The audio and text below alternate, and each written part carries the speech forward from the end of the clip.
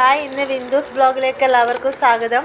ഇന്നത്തെ വീഡിയോ ഞാൻ എളമ്പക്ക വാരാൻ വന്നതാണ്. കാട്ടാമ്പള്ളി പുഴയിൽ 15 വർഷങ്ങൾക്ക് ശേഷമാണ് ഞാൻ കാട്ടാമ്പള്ളി പുഴയിലേക്ക് എളമ്പക്ക വാരാൻ വരുന്നത്. ഇതിനു മുൻപെല്ലാം ഞങ്ങൾ വന്നിട്ടുണ്ടായിരുന്നു. അത് എളമ്പക്ക വാരി ഞങ്ങൾ വിൽക്കുമായിരുന്നു. എൻ്റെ അമ്മക്ക് ഭയങ്കര എളമ്പക്കയെ ഭയങ്കര ഇഷ്ടമാണ്.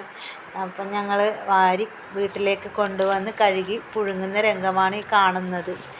അത് നല്ലവണ്ണം തിളച്ച് ഇളക്കി നമ്മൾ കൊടുക്കണം. എന്നിട്ട് വാരി അതൊരു വെള്ളത്തിൽ നിന്ന് ഊറ്റി ഒരു അരിപ്പയിലിട്ട് 2 തരം എളമ്പക്ക കിട്ടിയിരുന്നു. വലിയ എളമ്പക്ക അക്കി ഉണ്ടായിരുന്നു. ആ വലിയ കക്ക ഞങ്ങൾക്ക് കരയിൽ നിന്ന് കിട്ടിയതാണ്.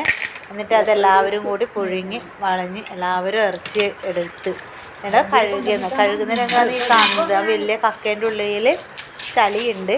ആ ചളി ഞങ്ങൾ ഞെക്കി കളയും.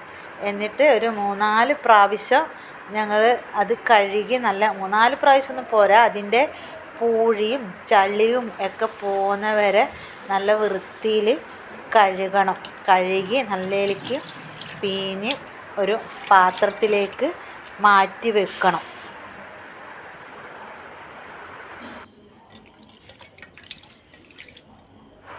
എന്നിട്ട് അതൊരു പാത്രത്തിലേക്ക് നല്ലവണ്ണം പിഴിഞ്ഞെടുക്കണം എന്ന് പറഞ്ഞില്ലേ, അതിൽ ലേശം മല്ലി, ലേശം മഞ്ഞൾപ്പൊടി, മുളക് പൊടി, ചിക്കൻ മസാലപ്പൊടി, ഉപ്പ് എന്നിവ ചേർത്ത് നല്ലവണ്ണം കുഴച്ചെടുക്കും. എന്നിട്ടൊരു പാത്രം എടുത്ത് ഗ്യാസിൽ വെച്ച് ലേശം ആവശ്യത്തിനുള്ള വെളിച്ചെണ്ണ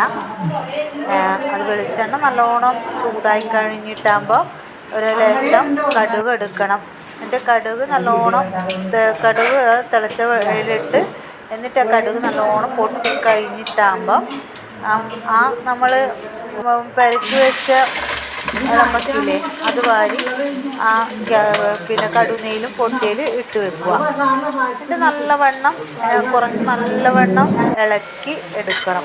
ഇളക്കിയിട്ട് ഒരു 3-4 മിനിറ്റ് അല്ലെങ്കിൽ 5 മിനിറ്റ് നല്ല വൃത്തിയിൽ ഇളക്കി എടുത്തിട്ട് അത് നമ്മളൊരു ഒരു മൂടി വെക്കുക. എന്നിട്ട് ആ മൂടി ഒരു 5 മിനിറ്റ് കഴിഞ്ഞിട്ടാകുമ്പോൾ നമ്മൾ ഇടയ്ക്കിടയ്ക്ക് അത് ഇളക്കി നല്ല വൃത്തിയിൽ ഇളക്കി കൊടുക്കുക. 4 ഭാഗവും നല്ലവണ്ണം ഇളക്കി കൊടുത്ത് അതിൻ്റെ ഉപ്പും മുളകും എല്ലാം കരിയാത്ത വിധത്തിൽ നല്ല ഭംഗിയായിട്ട് ഇളക്കി അതിൻ്റെ ആ വെള്ളം പറ്റിക്കഴിയണം. ആ വെള്ളം പറ്റിക്കഴിഞ്ഞ് കഴിഞ്ഞാൽ നല്ലോണം ഒരു പൊട്ടുന്ന രീതിയിൽ വരും. എന്നിട്ട് അത് ഇളക്കിക്കഴിഞ്ഞ് ഒന്നും കൂടി ഒന്ന് മൂടി വെച്ച് ഒരു ആവി വരാൻ വേണ്ടിയിട്ട് ഒന്നും കൂടി മൂടി വെക്കുക. എന്നിട്ടത് തുറന്ന് നോക്കുക. അപ്പോൾ വെന്തിട്ട് ലേശം അതിൻ്റെ ലേശം കറിവേപ്പില ഇട്ട് വെക്കുക.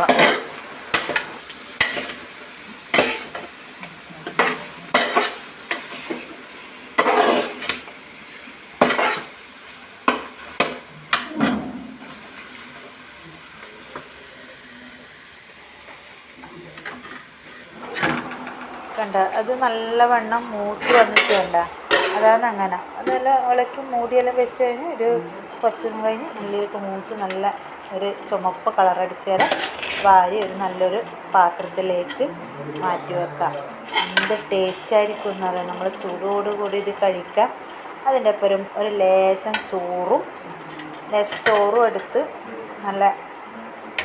നല്ല ചോറും എടുത്ത് നല്ലയിലേക്ക് അതും കൂട്ടി പെരക്കി തിന്നാൻ എന്ത് ടേസ്റ്റാണെന്നോ.